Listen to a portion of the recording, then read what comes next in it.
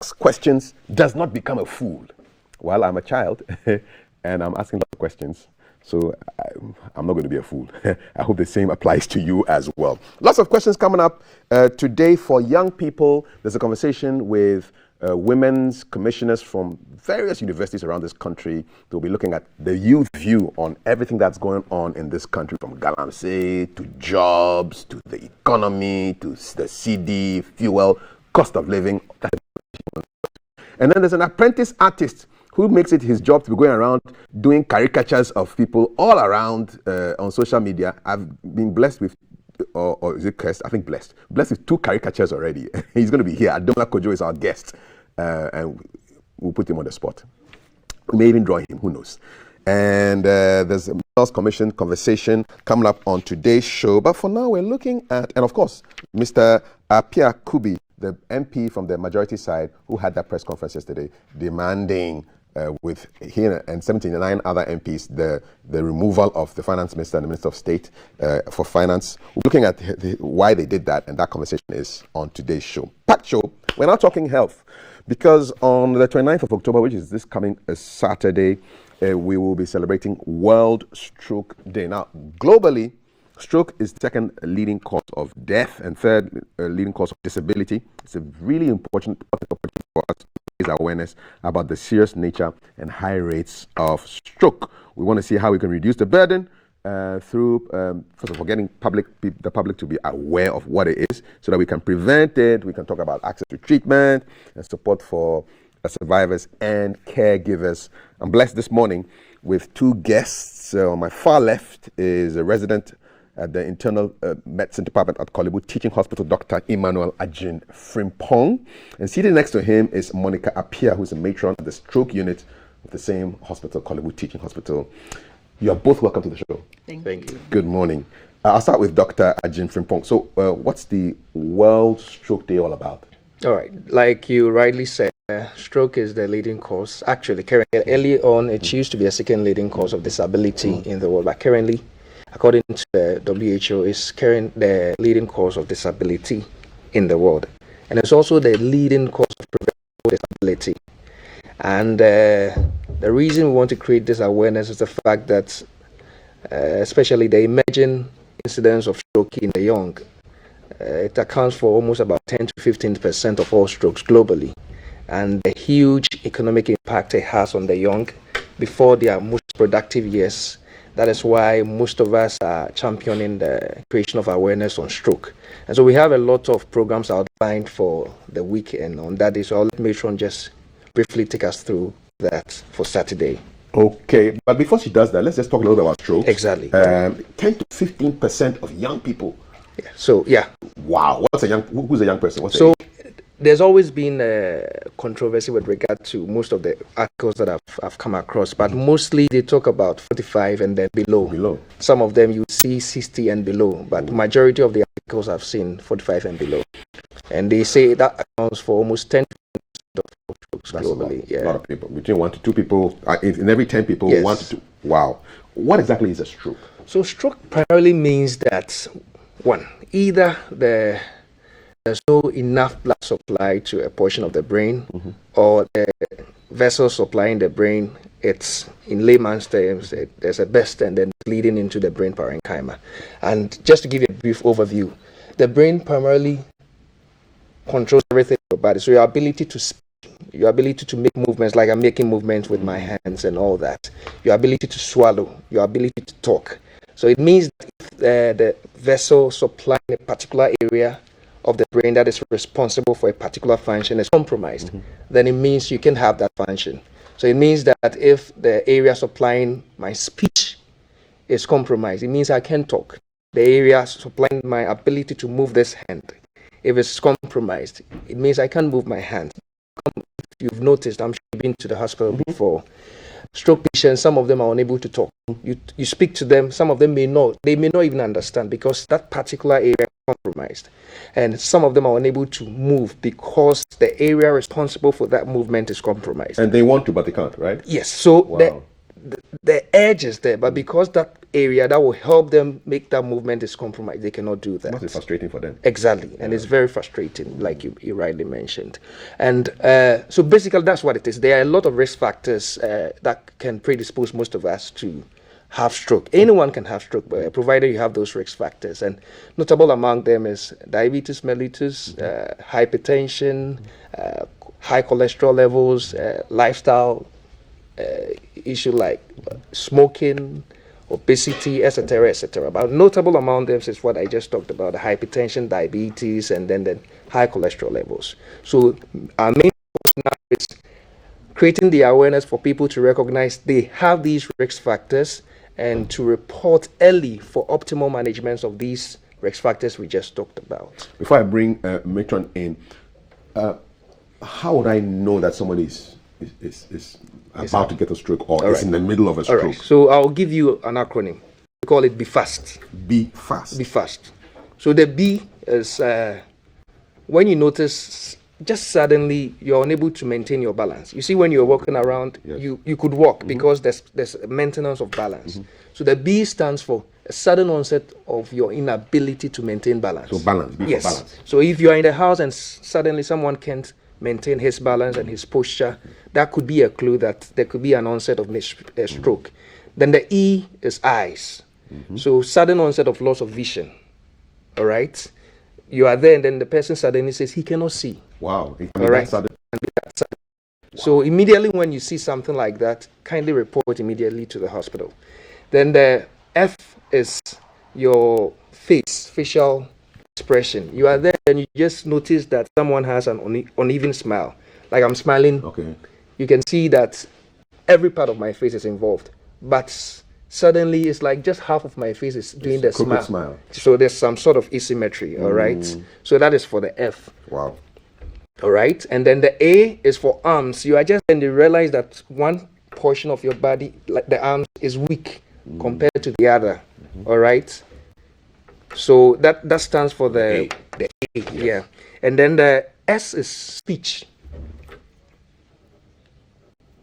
So you are just there. You are speaking to your relative, and it's like he's having a slurred speech. The speech is incoherent. It's like they have hot Yes, food applying yes, in the mouth. yes, and you are can't speaking really in a speak well. Okay. and sometimes incoherence with regard to the speech. You are saying, "Oh, I'm going to eat," and he's saying, "Oh, I'm going to maybe say the galamsey side." It's incoherent, right? So if you have a sudden onset of something like that, that should be a clue. And the time, the reason we've added a T is the time. Like we said, saving precious time. All right. Earlier last year was what minutes can save.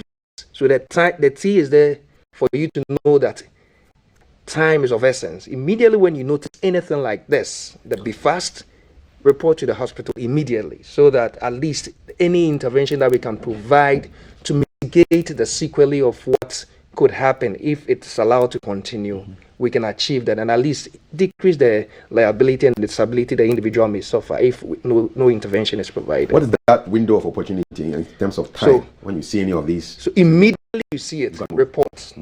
Immediately you see it, report. Because some of the interventions that we provide, if you don't come within the next 2-3 hours, we lose that window of opportunity. Wow. All right, depending on the type of stroke we are talking about. So, and before we can even know the type, we would have to do CT scan and all that. So if you don't immediately report, and then there's delays from all these things, we just lose that window of opportunity. Okay, so Be Fast. Check the balance. Eyes, like loss of vision. Face, the smile becomes crooked.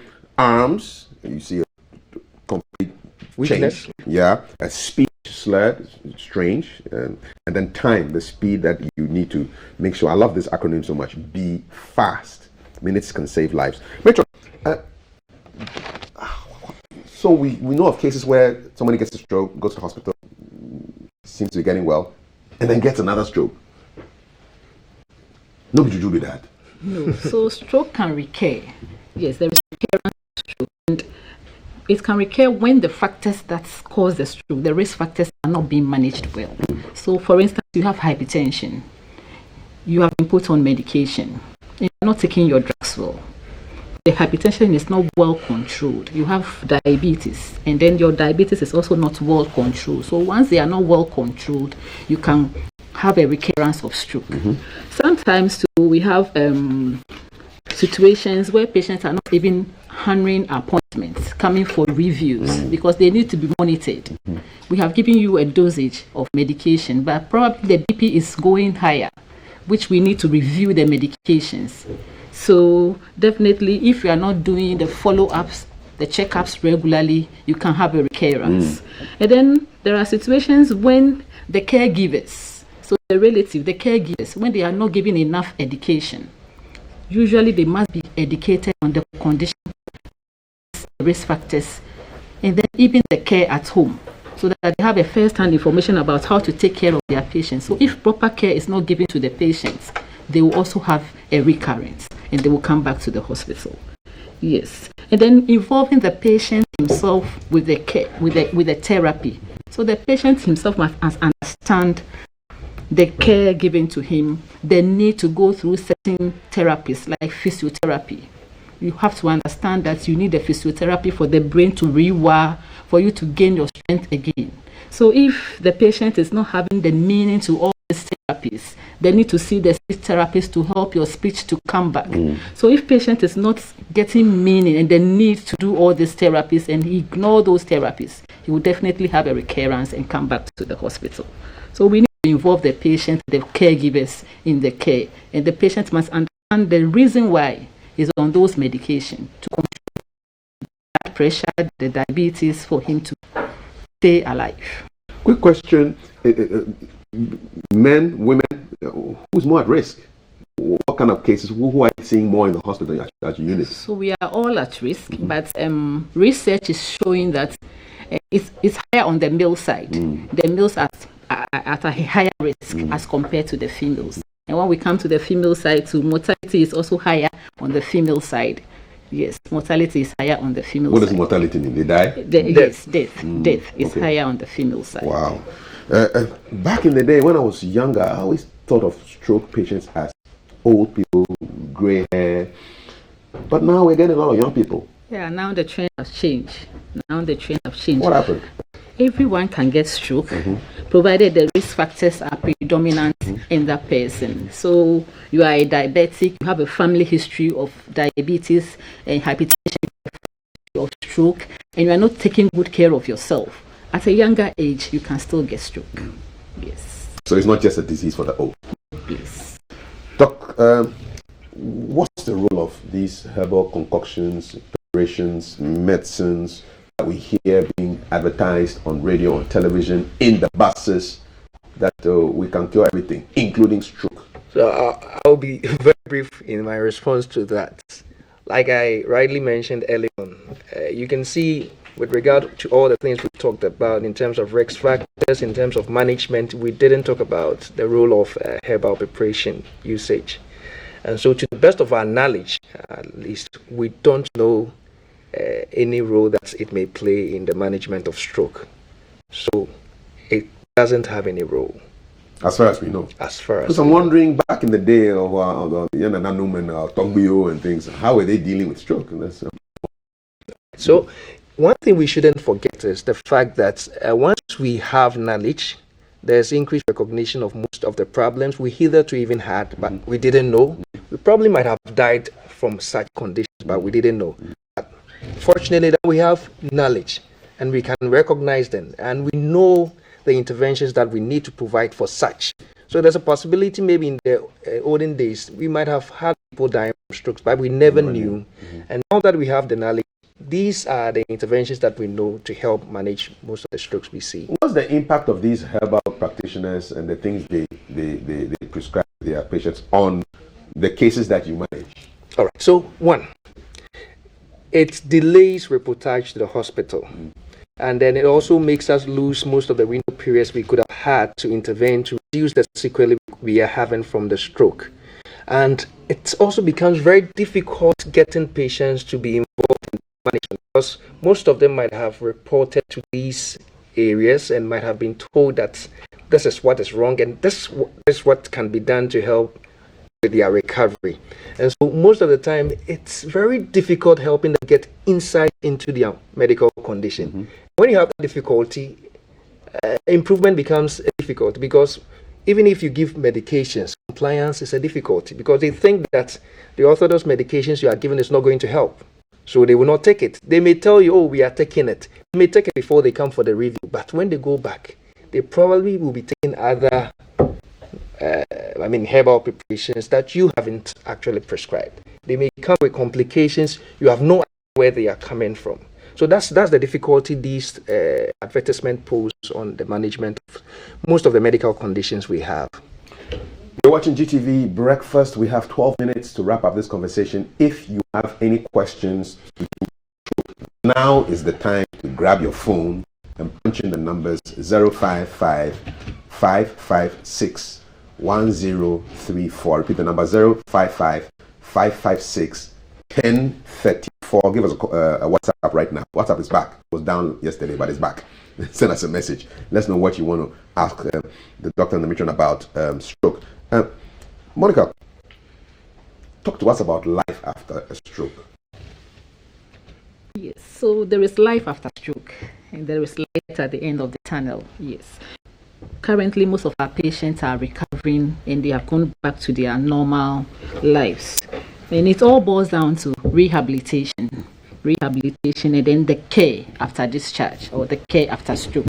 So when we talk of rehabilitation, we have physiotherapy. So the need for the patients to engage in physiotherapy to help the brain to rewire back to your activity again. We have occupational therapy as well. So they also come in to help you with the little energy you have to begin to perform activities of daily living.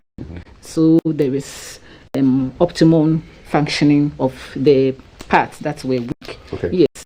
Then we also have speech therapists. So they also come in to help with those who have slurred speech, those who have aphasia, they can't talk and all that. So that we have to practice and then learn how to talk again. So you're going to be taught almost like a child how to talk again. Yes. Wow. So they have to go through what you call modalities so that they can come back and then be able to talk again. Yes. We also have care. So usually what we do with the care is we engage the family in the care so that they know how to take care of the patient after the patient have been discharged. So we'll say that there is really life after stroke. Yes. I'm going to take a couple of questions for you on our message board. Let me see. Okay, let's go. There's one there with your name there on it. You have to behave. Okay, we have guests here. Behave. Good morning, Matron Monica. Greetings from Kolebu Medical Welfare. Great education. Your people are watching you. Maybe so. Good morning. There are two types of stroke. Somebody is telling me something here. Cardiovascular accident, namely hemorrhagic and ischemia stroke. Head CT scan helps us to differentiate the two. Please. Yeah, I think in God we trust, the rest we verify. Let me verify that. Yeah, actually, we talked about that. Remember, we said it's either there's no blood supply to a portion of the brain because of the ischemic changes, or there's a lot of blood in the brain. Okay. More messages. 055 556 1034. Here they come. Can someone with high blood sugar get a stroke? Yeah, high blood sugar. Yeah, diabetes. Yeah. What is high blood sugar? What's the number that we should be saying? We would say that if you go to the hospital early in the morning, you've not eaten, and your sugar is more than 7. It's high. It's high. Okay. And you have some symptoms, like you are peeing a lot at night, more than 3 times, you're always taking a lot of water, you've lost weight. That in itself is diagnostic. Or you've eaten, and then we check your blood sugar and it's more than 11.1 millimoles per liter. And you have these symptoms that we talked about. That in itself is diagnostic. Okay. Then, if you don't have all these symptoms, and then we check maybe today and we repeat it at another time, and then we check and it's still high, that in itself is also diagnostic. Listen to what Collins is saying from Akwetia.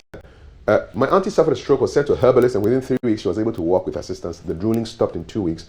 I like Orthodox, but he thinks we should be concentrating on the traditional people. Collins from Akwetia, what can you tell him? All right. All right. So we can't really say much whether that's is what actually happened. But I mean, that's the experience he had. So I mean, I can also It's say well that noted. usually the recovery is a day after day, a day at a time. So usually we say that recovery comes within the first 3 to 6 months. 6 months. So definitely the patient can recover as early as that. Okay. So, please, can you give us any directions as to where the report should be made? I'm sure the question comes from when I said if somebody gets a stroke, what should you do? And you said they should report To any hospital. Okay, any hospital. Yeah. Any hospital can deal with you when you come. Yes, So and any hospital is where you need to do. Now, how do we prevent? Well, hold on. I have a feel of lifelessness and pain on the left hand, especially when a little pressure is applied to it. Is it a type of stroke? So if you unusual relative to the BFAST I talked about, just come to the hospital and let's do the assessment. Okay. And once we do the evaluation that's in that line of action, we will do that. Okay, keep them coming in 055 556 1034. How do we prevent strokes, Doc? All right. So, one, if you have a positive family history of hypertension, diabetes, you should be doing regular checkups at the hospital. If you already have the hypertension, you should be compliant on medication so that it's optimally managed. Likewise, the diabetes, likewise, cholesterol level, dietary modification, exercise. If we do these things, at least we can prevent majority of the strokes that we have. Okay, those of you who want to call and speak to Dr. Ajinfrim Monica up here, the number is on your screen right now. Back to the messages. I've been drinking lots of water during the day for past years. I urinate frequently. What's going on? He wants to know. Yeah, so I think he's indirectly talking about what I mentioned with regard to diagnosis of diabetes. If you are seeing that, you can come to the hospital, check your sugar. Okay. If it's within a range that is diagnostic, we'll let you know. I feel weak on the left side of my body anytime I drink alcohol or do any fatigue work. I want to know whether it's a symptom of stroke. We said be fast. Be fast. Okay. If there's there, come to the hospital. All right. Can migraines cause a stroke, says Amma? Yes, there's a degree of percentage that could do that. Migraine is, what's the migraine? So sometimes it's like, okay, let's say some severe headache that can occur. We have a diagnostic criteria for that. But sometimes they can have what we call vasoconstriction, some spasms within the vessel. If you are, say you have the tunnel, a pipe, and maybe it is not allowing the patency within it is compromised. There's a likelihood a portion of the brain receiving blood will also be compromised, and you can have that. Okay. All right. How about a feeling of tingling and numbness in your hands and feet? You can still come. It could be